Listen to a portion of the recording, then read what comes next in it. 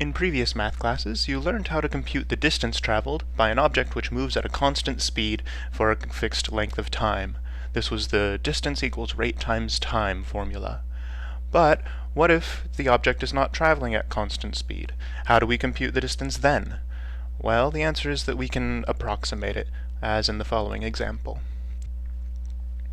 Suppose we are driving in a car and we check the speed every 5 seconds and we recorded it in this table. How far does the car travel during this 30-second period? Well, if we assume that each time we record the speed, then the car travels at that same speed for 5 seconds, then we can approximate the speed as follows. We simply use the distance equals rate times time formula for each 5-second period. For example, the first 5-second period is represented by this first term in this sum, which is traveling 25 feet per second for 5 seconds. And during the second 5 seconds, it's traveling 31 feet per second for another 5 seconds, and so on. And so our approximation this way is that it's traveled 1,135 feet. Now, of course, there are other ways to do this approximation, but this is about as good as we can do given this data. And this is the visual representation of this approximation.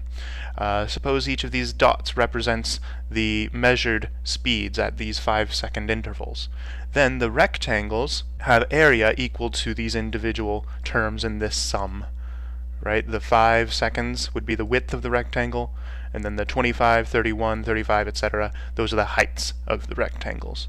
And so we see that visually, this area represents the distance traveled. So it appears that the distance problem is closely related to the area problem, namely, how do we compute the area of a region in the plane? Well, the tactic is to approximate it by dividing it up into rectangles. If I compute the areas of these rectangles and add them up, then that would be an approximation of the area of the region. And using more rectangles would give me a better approximation. And if I had enough patience and was willing to compute a lot of rectangles areas, then this would give me an even better approximation.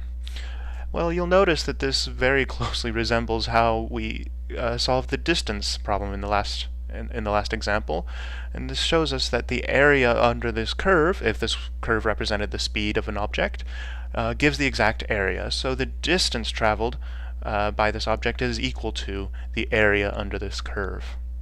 Now, these approximating sums involving the areas of rectangles are known as Riemann sums. Although this fellow Bernard Riemann did not invent the idea, they're named after him. And the idea is that we divide up the region of the plane into rectangles of equal width, and the heights of these rectangles are determined by the function in some way. And the idea is that this area is then approximated by the sum of the areas of these rectangles. Now, there are various types of Riemann sums, depending on how you decide to make the heights of the rectangles. The height of the rectangle over some subinterval is the value of the function at some certain point in the subinterval. This is called the sample point. There is one sample point per subinterval. Different choices of sample points will give different types of approximations. Now, we're only going to discuss a few types, depending on how you choose the sample point. So if you choose the sample point to be the left endpoint of each subinterval, then that's called a left Riemann sum. If you choose the sample point to be the right endpoint of each subinterval, then that's called a right Riemann sum. And if you choose the midpoint of each subinterval, that's called a midpoint Riemann sum. Now, rectangles are allowed to have negative height in this business. For instance, if the graph dipped below the x-axis, then your rectangle would dip below the x-axis too, and we would call that a rectangle with negative height and therefore negative area. So what the Riemann sum is approximating is called signed area. In this example, for instance, this region here above the x-axis will be counted with positive area, and this region below the x-axis will be counted with negative area. So just looking at this, it appears this region is a little bigger than that, so I would expect the signed area of this whole region to be some small negative number. But let's actually compute this estimate using a Riemann sum with 8 rectangles. So I'm going to divide up this interval from 0 to 2 into 8 subintervals of equal width. So these will have with 1/4 each. And then in each subinterval, I'm going to have a rectangle. Let's see, we're doing 3 different types. So let's start with a left Riemann sum. You see I've divided up my subinterval into 8 equal widths, 8 equal subintervals of equal width, and over this first subinterval, what I've done is I've looked at the left endpoint, and the value of the function there is 1, so the height of the rectangle on that subinterval is 1. And on this subinterval, the second one, the value of the function at the left endpoint is right here. I don't know exactly what that is, but it's right here. And so the height of that rectangle is determined by that left endpoint, and so on. On each subinterval, that's how I'm choosing the heights of these rectangles. And you can see these last 5 dip below the x-axis and are counted with negative area, while these first 3 have positive area. Let me actually show you the values of these heights in the following table. So you can see, yes, indeed, the first 3 rectangles had positive height, whereas the last 5 had negative height, determined by the values of these functions. Okay, so then our approximation is determined this way. Each rectangle has width 0.25. The height of the first rectangle was 1, so that's why this one is here. The height of the the width of the second rectangle is 0.25, and its height was this number here. That's the second entry here. And so on. We just add up all of those rectangles, and this gives you the approximation. And yes, it was a small negative number as we expected. This is the left Riemann sum. And it could have been concisely written using sigma notation, which we could then use to compute the exact approximation if we wanted to. Okay, let's do it again, but this time using a right Riemann sum. Again, I'm dividing up the interval from 0 to 2 into 8 equal pieces, 8 equal subintervals. But this time, on the first subinterval, I'm looking at the right endpoint, that's right here, and the value of the function there is this height here, which is why the height of this rectangle is now lower than it was before. And then on the second interval, we look at the right endpoint. The height of the rectangle on that subinterval will be the value of the function there. And so on. You can kind of see that this now is going to be probably an underestimate of the total area, since these 2 rectangles which are counted as positive are clearly underestimates of the correct area, while these rectangles which are counted as negative are sort of overestimates of the area.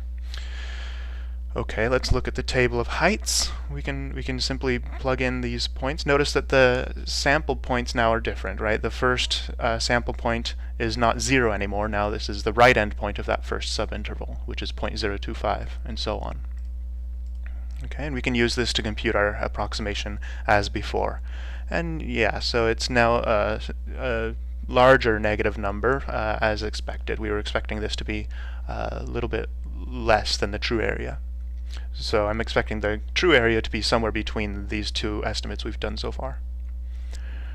Okay, and we could have written this approximation concisely using sigma notation and use that to compute it exactly if we wished to. Okay, let's do this one more time using a midpoint Riemann sum. So again, I'm using 8 subintervals, each of width 0.25, but this time, over each subinterval, the height of the rectangle is determined by the function value at the midpoint of that subinterval. So for right here, I look at the midpoint, and I go up to the graph, and where it intersects, that's the height of the rectangle. And the same is true of each of these subintervals. And we can also see that this is likely to be a much better approximation, right? This doesn't appear to be clearly an overestimate or an underestimate. But let's see what the actual computation gives us. Here are the various heights. Notice that the sample points are midpoints of the subintervals. This first subinterval was from 0 to 0.25, and so the midpoint of that is 0.125. The midpoint of the second interval is given by this expression here, the third, and so on. Okay, and now we can use those heights to compute an approximation, and we get this number here, which indeed is between the 2 approximations we already gave, and we expect this to be a better approximation. Well, we also could have used sigma notation to write this down and compute the exact approximation if we wanted to. Okay, let's summarize what we found in this example. The left Riemann sum, using S8 subintervals, gave us this answer. The right Riemann sum gave us this answer, and the midpoint Riemann sum gave us this answer. And we believe this answer the best out of the three. Well, in sections to come, we will learn how to compute the exact signed area of this region, and it happens to be equal to negative 2e to the negative 2, which is approximately equal to our midpoint Riemann sum.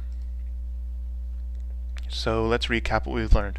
The distance traveled by an object traveling with variable speed during a time interval is numerically equal to the area under the graph of the speed function between the endpoints of this time interval. This interpretation is also true for other rates of change, and the net change is equal to the area under the curve.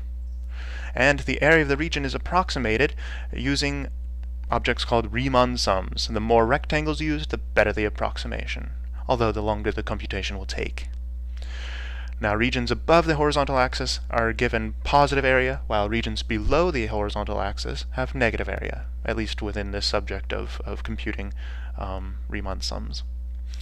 Now, in the next video, we're going to learn how to find the area exactly and not just approximate these answers. In the meantime, though, I'd like you to see if you can answer these questions, and I will see you in the next video.